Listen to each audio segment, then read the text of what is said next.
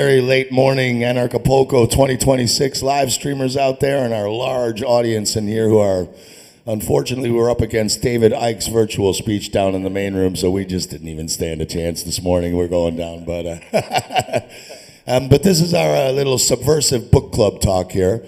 And we've got Tom Shaw here, and we've got our new ad, Sonny Davis, down here. So it's so subversive, they didn't even tell us what it's about. That's how secret this shit is. That's the only way to get into the establishment, is to make sure nobody knows what's going on, especially those in your own organization.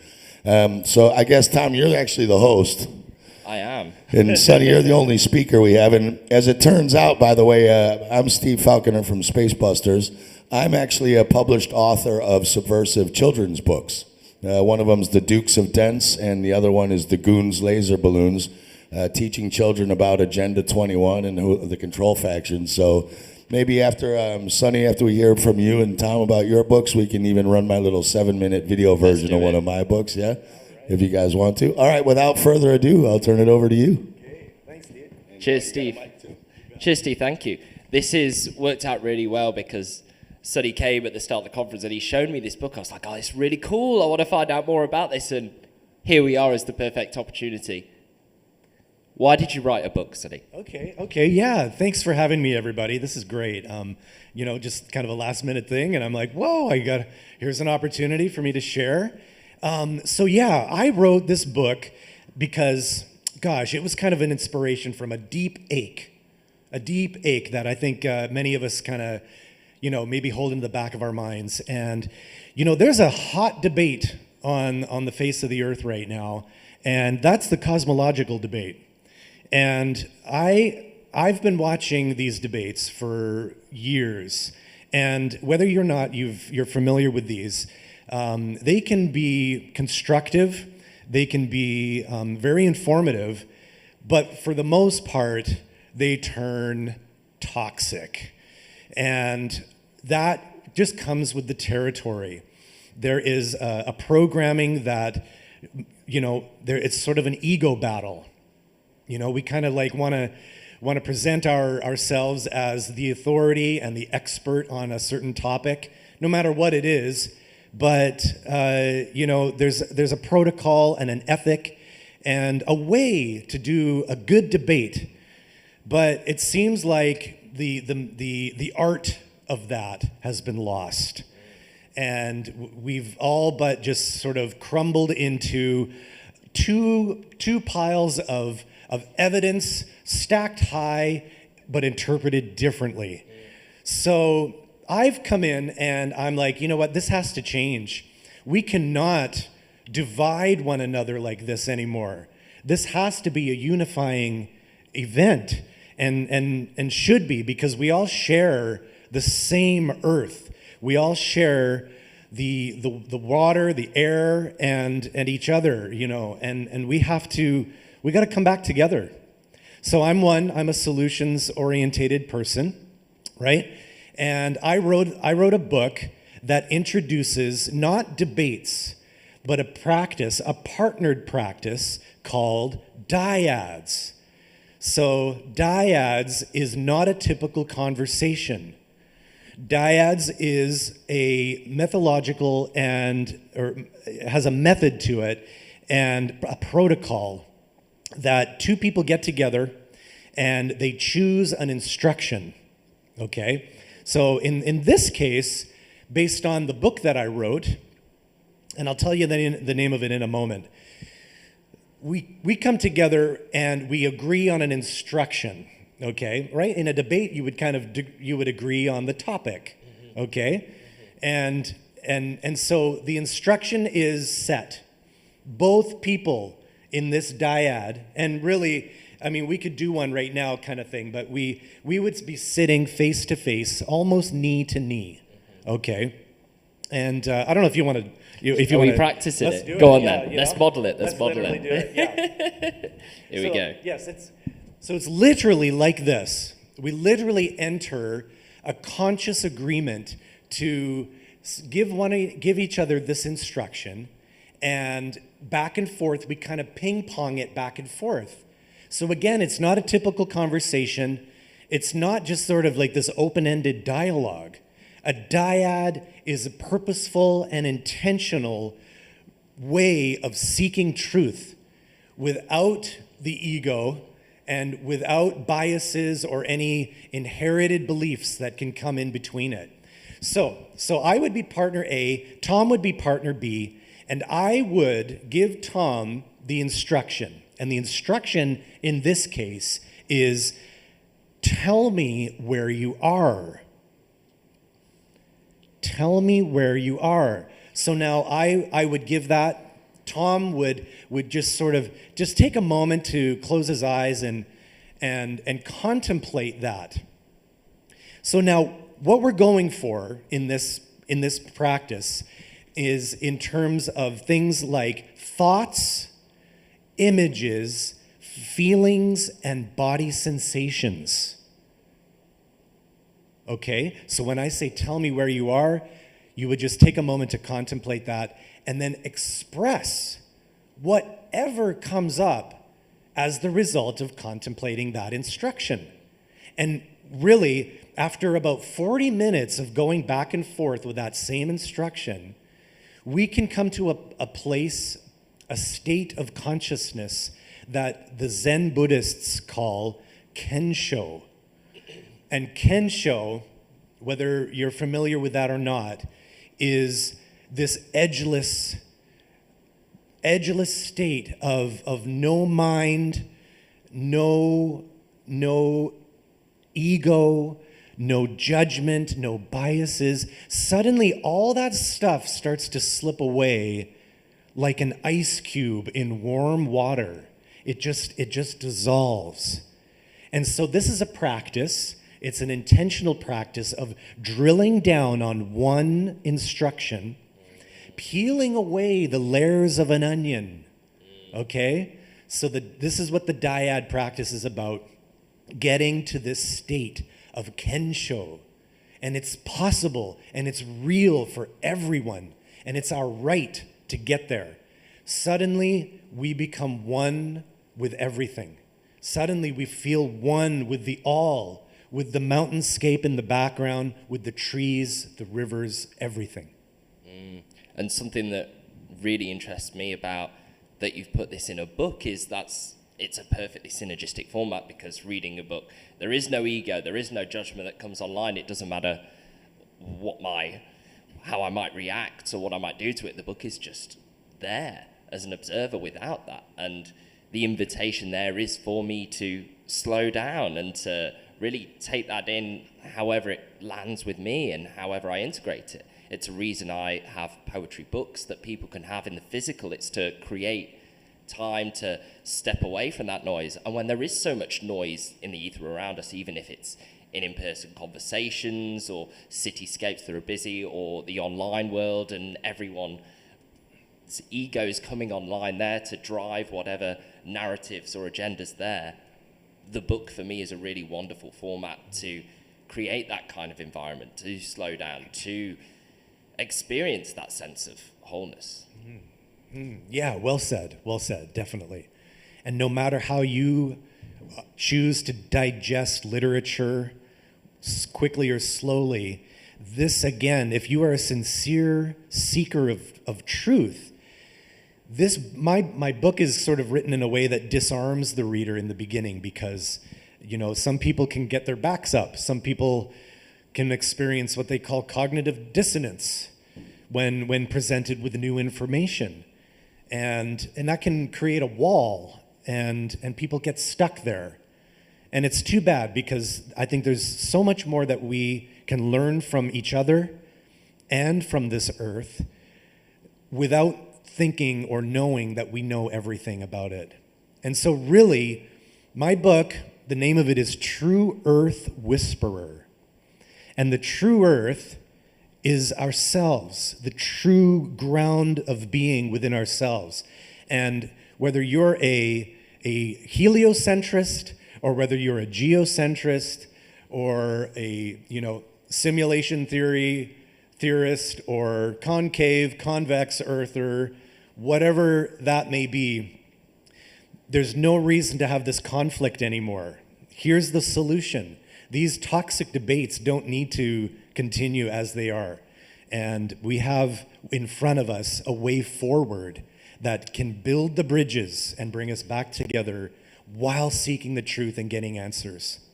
And you're touching on something there that I find really powerful to hold in mind as well, is that we can have these debates and there gets to a point where it almost doesn't even matter, because it doesn't change the fact we're here having an experience and having an experience shared with other people.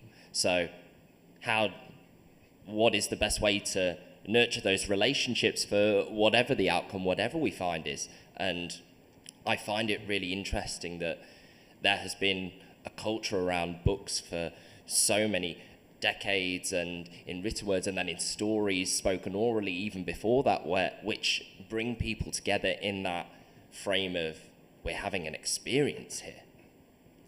And I think that's why we're here talking about subversive books, because the books are an opportunity to create an atmosphere, create an environment that, especially in this day and age, has become subversive. It is subversive to have a holistic experience with another human being. From some objective level, it shouldn't be that case, but this is the circumstance that it is. And I find there's a really fun opportunity there to relearn how to do that in a really awesome way. And having a book like yours, which also is more non-fiction in nature and has structures to help people implement and, as I see it, generate from their own being, is absolutely vital in that. Yeah. You said a key word there, or phrase a moment ago, nurture relationships. And really, that's what the dyad comes down to. We don't regularly get into conscious communicative structure with each other. We've lost that. And so many cycles of communication are unfinished. They just, we may say something to our partners or our family members, and it's left unfinished. The cycle never completed itself. And so within ourselves, we're holding that unfinished energy where we can go back and we can complete these cycles and feel complete, feel in alignment with each other. And so in a dyad, it doesn't just have to be tell me where you are. Traditionally, in the Zen Buddhist traditions, these instructions, which are known as koans. A koan is kind of a paradoxical question, an open-ended, tell me the sound of one hand clapping kind of thing. There's not meant to be a final answer or destination. It's an explorative journey that two people take together, and it could be tell me who you are, or tell me what another is, or tell me what love is. Whatever instruction you agree upon, that's the one that you choose for about, 40 minutes, and the two partners will just drill on that same question. And you know something? There is magic in shared experience like that. You can't really know what it is until you do it, and you can't be told. You must be shown and do it yourself. So I'm bringing that back. I think the dyad is a lost art of communication, and there's much to be gained and much consciousness to be delivered, and more awareness to have between each other. And it's just like, it just blows your heart wide open. It's an opening experience, not a closing one. And I think that's what we need to focus on. Yeah, absolutely. As a poet, that really synergizes with me. And I have a different lens and a different modality as to how I reach some of those moments. And because different people respond differently to different things. And having both books like yours, which has a more instructional, generative, inviting way of doing that, also, and then having the option to have something more abstract, more open, and have a dance between those, I think is what brings us closer to a sense of truth and a sense of harmony with people.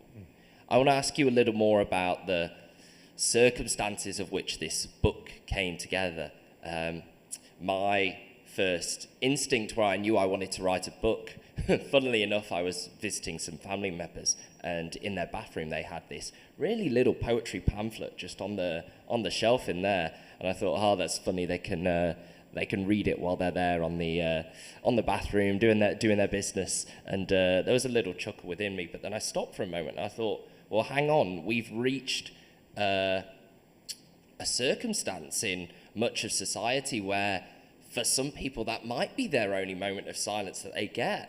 That genuinely might be the only opportunity to, pick up something and slow down. And if there's, material there that is for me, that was in a shorter form that's accessible, then it's there for them. And in that moment, I was like, why don't I do a little book? Even if it's not in someone's bathroom, maybe it's on a coffee table, maybe it's somewhere else.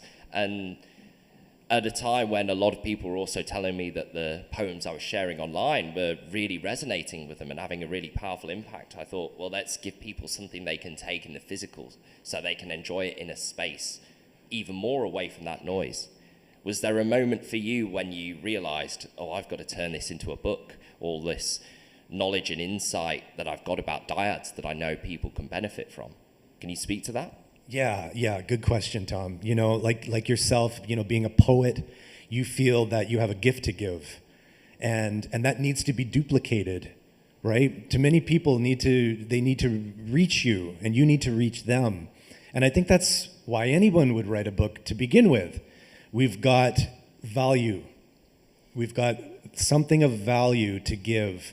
And, there's some people out there that may think that, maybe you're misleading people with that information, or you're grifting, or something like that. But this is a capitalist society, and if you're adding value, then you're adding value, and that puts everybody on the same playing field. So like yourself, I feel like I had this years upon years of research and knowledge that I had been imparted, and I'd looked into myself. Just like if it was in paper form, it would be like stacked, piled high of years of just going down the rabbit hole on so many different topics, and then wanting to compile that and distill the message into a readable format that people could digest, right?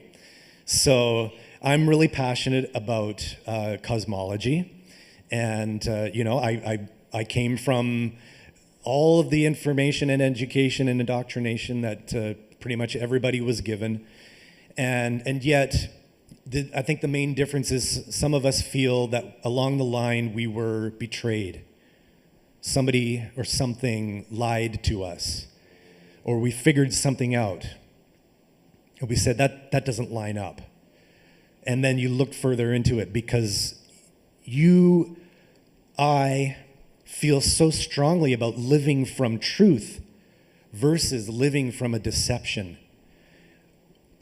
Personally, and some people that I know, a lot of people I know, can't do that. They just cannot go through this life living from a lie. And so they will do anything possible to find out what is the real thing, what is the truth, and how can I'm just as passionate about wanting to wake other people up to that. I want them to see what I see, and vice versa. And so, there's, wanting to duplicate myself, wanting to share this knowledge, and provide solutions. I think that's just such a main part of it, is that, I could write a flat earth book that explores different sides of cosmologies, but really it's coming back to the true nature of our being and meeting each other in that place again, because it just ends up in toxic rhetoric, and at the end of the day, we've just high-fived our own egos, and what is to gain from that? The debate is at a standstill. Nothing has moved forward because the division is even more spread. The wedge between us is even more deeper. So that's how I really felt strongly about bringing Dyads, which I must give thanks to my teachers for teaching me the Dyad process. And all the years I studied how to do enlightened communication this way. between two people. So I'm like, how can I tie this in to the modern day cosmological debate? I just, everybody stays in their own lane, right? Yours is poetry. Somebody else is parenting, perhaps. Somebody else may do plumbing, like whatever it may be, whatever you want to write a book about. And, awakening, spiritual awakening. This is just the lane that I chose, just because it resonated most with me, and where I felt I could be the most useful, and really offer something of value to people that are true, sincere seekers of what is real. Because what we find at the end of this process can't be put into words, and that is real. That feels, the truth is a feeling. So I want to offer a way to get there. Yeah, and it's funny that there is that dichotomy or the irony that we're trying to reach something that can't be achieved in words, and yet we're still using words to get there. And that's something that's becoming more and more into my focus as a poet is, what are my opportunities to create silence? How can I use words to create space in between the moments where there are more words, for things to settle, for things to integrate, for something new to arise there? And what I'm seeing here is there's a story.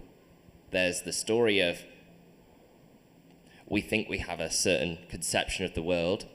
We come across something that challenges that perception. We feel like we've been lied to or betrayed, that you were hinting at there.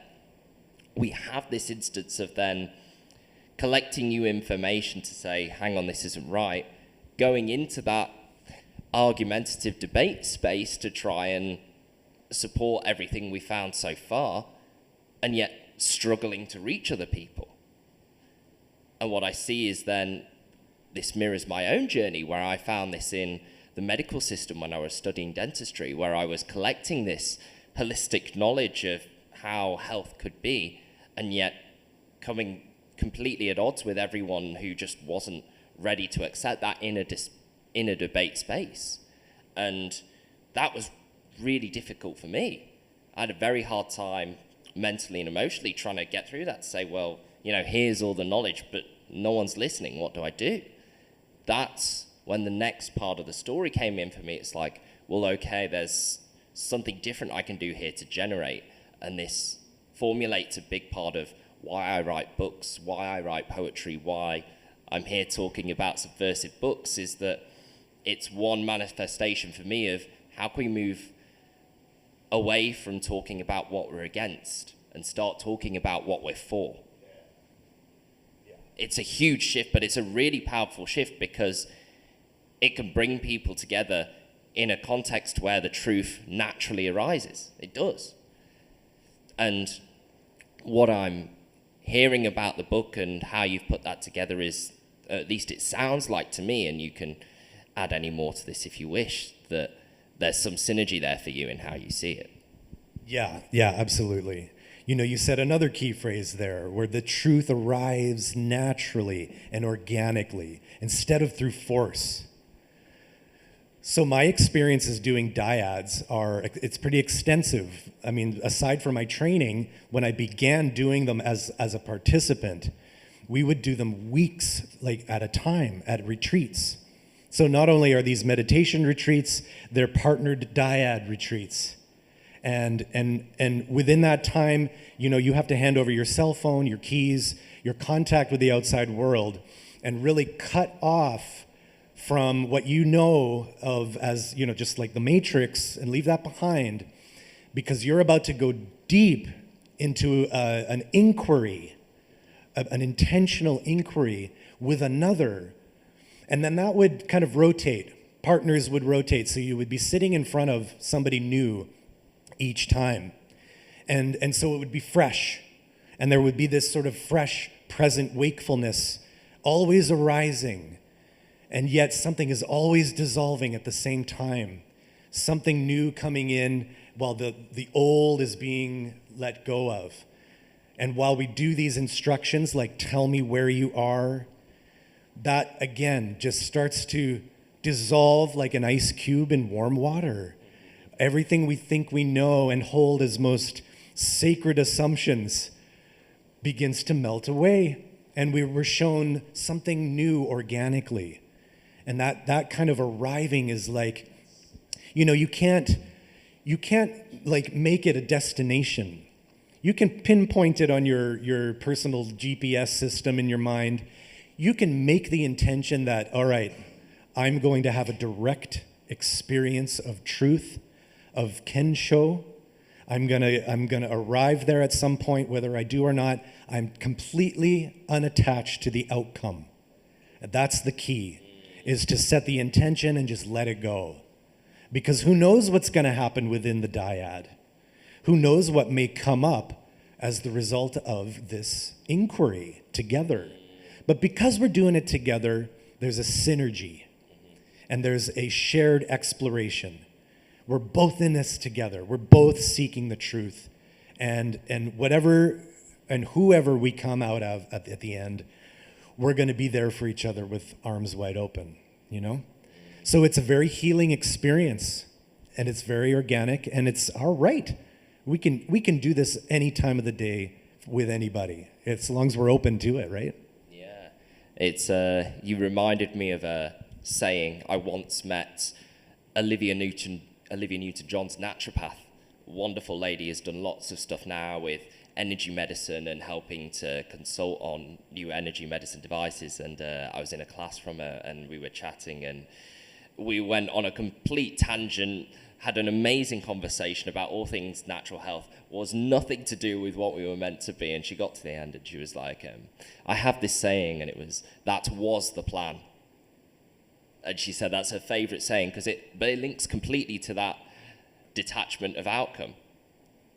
And in that phrase, there's like a humor of honoring that, oh yeah, we had this plan and we didn't work out. And yet there's still a respect and acknowledgement that actually it was the journey there that was the most important thing. And that's not only is there 4 words there that capture that, that's words in and of itself being powerful. Something else that you spoke to that I thought was really interesting is the idea of the retreats and having that moment to essentially create a story there. And there's also what I see as synergy with why people keep writing books, why people keep telling stories, is because there's always a need to do that. Because the individual circumstances and situations of this matrix, of this reality, however you want to call it or conceive it is, there's a need to redo that process and retell it. It's why people go on multiple retreats. Even though the same structures are there, some of the same exercises, depending on the circumstance, it can be healing in a wildly different way to a previous time. And what you were talking about with your experiences with the retreats as a way of informing quite literally some of that process is synergistic with why I see we're still writing books and telling stories of all different formats as a way of sharing in information and finding a greater sense of who we are, what we're meant to do. We're here having this experience. We might as well find something to gift to the world. Yeah. This work is the work. This is something that we've kind of, in the last, couple of decades gone into the shadow side of ourselves and exploring that which is hidden. And so when we do the work, it's important that each of us, maybe do a little mind clearing along the way, clearing some old past traumas, working in a psycho-spiritual therapeutic way so that our relationships are more harmonious and we're not like caught up in our own, shit. So you mentioned something also that, the destination it isn't important. It's about the journey. And one of my teacher's favorite sayings is synchronicity is usual. And I think, whatever unfolds is what is meant to, and we take that, and that's the material that that's grist for the mill that we learn from, and we keep doing that. But these retreats they could appear as like, a therapist session or a madhouse. People are crying, people are screaming, they're standing up on chairs, but they're having this awakening, direct experience of Kensho. And we didn't know what this was. And suddenly we're not in our bodies. We suddenly take that 40,000 foot view, step back, and we are the witness to our lives. We become the witness, and now we're able to observe our beliefs. Now we can observe, why do I think this way, this sort of chronic way of being, and unlock whatever it is that needs to be let go of and just disposed of, and that's not serving me anymore, right? So Bruce Lee, he said, take what serves you and discard the rest. And so this is a big process, or an important process of doing that, of shedding away what no longer serves us. And then we add in the next element to that, at least for me, is that writing has then been my integration of some of those processes. I've had my share of retreats, and I'm always finding myself writing poetry and stories and whatever after that as a way of working out, okay, I've had this moment, I've had this release, now what can I build out of this to move forward? I'm curious if you have any insight on if there's something you've learned about yourself specifically from writing this book and putting it together as a book that you wouldn't have necessarily seen otherwise. Do you have any insight into that? Yeah, good question. Just the very fact that you take on the task of doing research, compiling that research, and putting it and packaging it together, and just learning that whole self-publishing part of the game, right? Because a lot of us aren't in the positions of hiring publishers and editors and ghostwriters or illustrators, right? These days, all of the tools are there for us to do it ourselves. And we just have to learn how to play that game correctly. So that leap of believing in yourself, in myself, and just taking the action steps every single day, it was the commitment and it was the dedication. Any writer knows that this is gonna be a labor of love and a passion project. And if you want that out in the world and duplicate yourself through the book, through the written word, you're gonna have to commit. And so I don't have to tell that to writers. Everybody knows that being a writer takes this. So I would just say that if you're inspired to do so, just to really buckle down and do it and take those steps towards expressing yourself and typing a little each day, writing a little each day, and just getting it all out there, because we need it.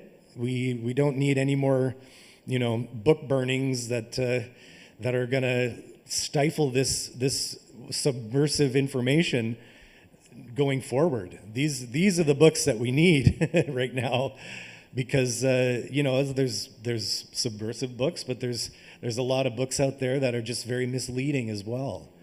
So we're not putting out misinformation, we're putting out missing information. I like that a lot. And you spoke to the self-publishing element there as well, which in terms of the technology we've got now, there's perhaps been no greater time to be able to put together a book and send it all across the world using various technologies without the interruptions that may or may not have existed before. And what I'm finding is there's still incredibly high quality ways of producing amazing materials through that. And it shows that you don't need some big institutional publishing house that may or may not be trying to push various agendas in how it operates. As a independent self-published author, I can still hire editors and artists independently if I wanted to help me create the most powerful piece of work I can. And if anything, that way of working, that way of being is far more in line with certainly anarchist philosophy than working with the big publishing houses to try and put that information out there. And so this is part of what I see as for me, it mirrors a wider shift as well that's happening, that is away from these big centralized structures and into this decentralized, more sovereign way of being. And I think conferences like this are a great spark that helps set off some of those other pathways of how that happens into motion. And who knows if there's a book that someone here, someone listening is going to write as a result of some of the things they learn about the experience here. And I really look forward to hearing from people if that's the case, and seeing the fruits of all this labor going forward in whatever format it is. You know, even if it's not a written book, it could be films, it could be music, it can be physical art, whatever it is.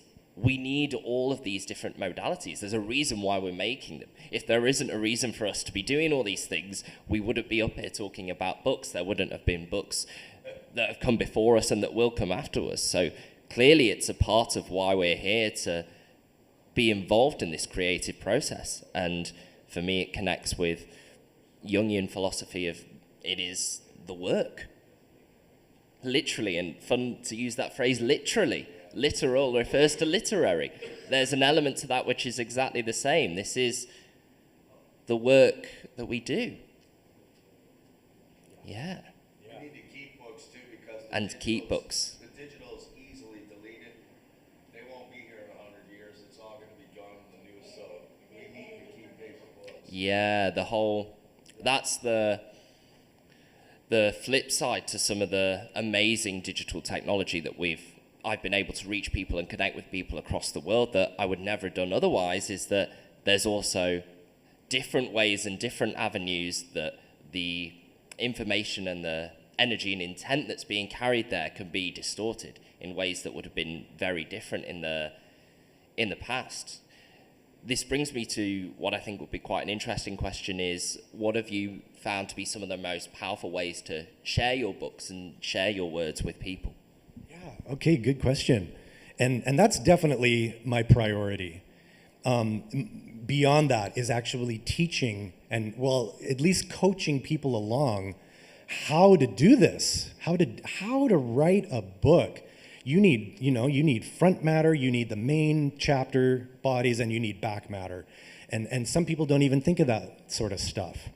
But, if we could get like a wave of, let's just say, flat earthers to each write a book and overwhelm Amazon, well, suddenly all of these books, these ebooks, paperback and hardcover, suddenly they're all coming into the cosmological genre, right? The true earth genre. It's like, what is going on here? And just throw Amazon off kilter with flat earth authors.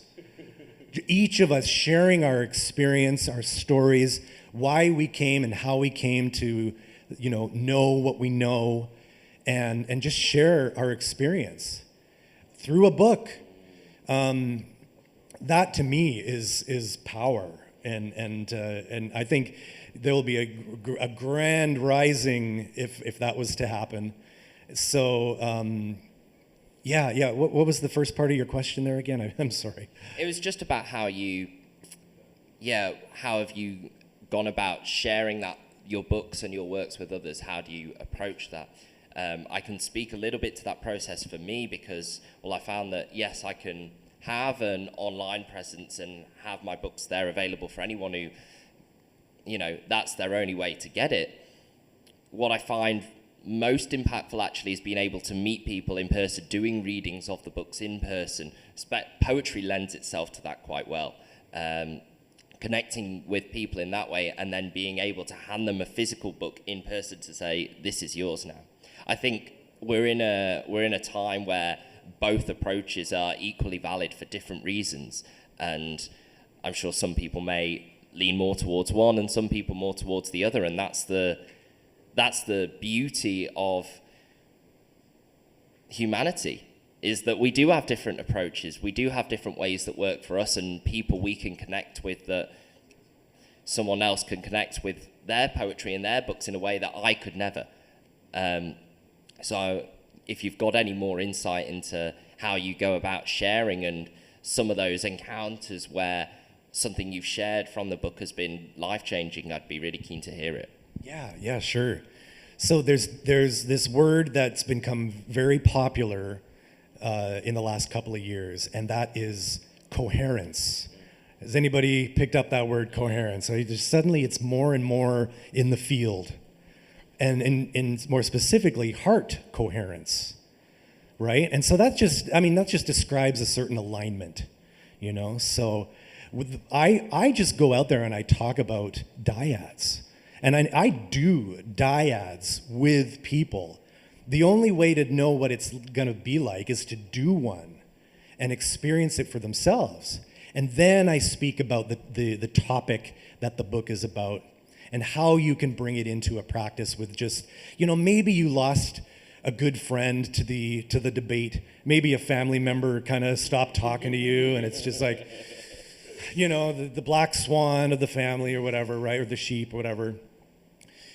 And now here's a way to gently introduce and start building bridges again back to each other. So it's a very, I just can't emphasize enough, it's a very powerful process. People don't know what they don't know until they experience it. And then they realize, wow, I really needed that.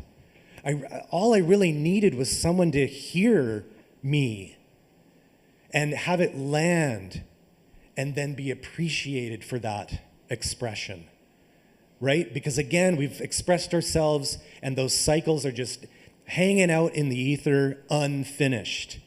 Cycles upon cycles of communication that pile up and just create this huge just mind frick that just builds and builds and builds. And then now we have relationship issues, right? Yeah, we all know how important communication is. And so that's the part that I'm choosing to emphasize in my book and the topic of cosmology, specifically, just because I know how toxic it is. So I really think there's something here for people, and it will take that one with that resonance, with that same heart coherence to pick up my book. Because if it doesn't resonate with you, well, you don't pick it up, and that's okay. I'm just still going out there and talking about it with people. I get on interviews, like, you know, I love doing this sort of thing, podcasts, and just meeting people where they're at. Yeah, exactly. And it speaks to something there as well for me is when I create poems, put them out there in whatever format, deliver them live, put the text online, is that I actually never know. I'm always surprised that people come up and it's like, oh, hang on, I know your poems. I've read them or heard them somewhere.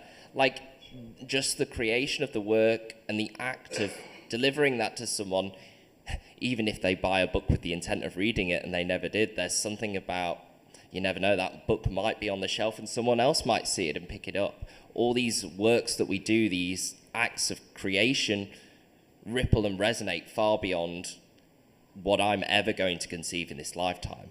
And that's the beauty of creative work like this, and especially in creative books, something that can be handed down, I think, from generations to generations. I find nothing more wonderful than finding old books. I've been in so many, you know, antique and secondhand shops, and I remember I bought a little poetry book with gold gilding from like the mid 1800s, which was like a few pounds or something. It was dusty in a corner, and it was, you know, it was lovely, and it was inspiring to me to have that. Yeah. I read a lot of occult books as well, and this is what you're saying. All these books I read are from the 1800s. 100 years from now, your book's going to be in some used secondhand bookstore dust, right? And some little geek's going to, because they'll suppress all this shit if they get their way, right? And some geek's going to come in there, pick it up, and tell all his friends, and suddenly the next thing you know, you're the next Madame Blavatsky or whatever, like they're like, what, did you know what they were talking about back in 2020? So yeah, that's the other thing, the internet, it's important, the paper books for sure, and it's spelling, there is much more magical energy intent when you write a book than when it's digitally typed in. Your hand to paper is magical and not so much hands to keyboard to digital, zeros and ones, yeah. 100%. And I think this brings us to a really nice way to close because, hey, if you've somehow found a way to listen to this 100 years or so in the future and you found us in a secondhand bin, good on you. But if you're here in the now and here in the present, Sonny, what's the best way for people to find your book and to find your work? Well, thank you for this opportunity. It was very spontaneous, and I'm a spontaneous kind of guy. So to you and Steve, thank you so much. My book is available in all formats, and at the moment, I'm just playing the Amazon game, but I will be expanding. So the name of it is True Earth Whisperer by Sonny Davis. And the tagline is, "The Lost Art of Dyads in a World That Debates Everything and Understands Nothing." Thanks, everybody. Excellent stuff, Sonny. Thank you.